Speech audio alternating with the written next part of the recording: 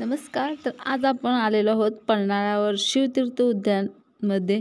तर खूपच सुंदर अशी ही गार्डन आहे. तर इथं तुम्ही ही बदकं आहेत, ओरिजिनल बदकं आहेत, ती तुम्ही बघू शकताय. तुम्ही लहान मुलांना इथं आवर्जून घेऊन येऊ शकता. खूपच छान अशी गार्डन बनवलेली आहे.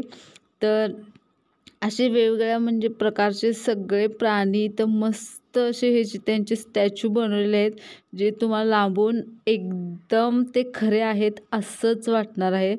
खूपच छान गार्डन सजवलेली आहे ही. तर तुम्ही बघू शकता व्हिडिओत दाखवल्याप्रमाणे.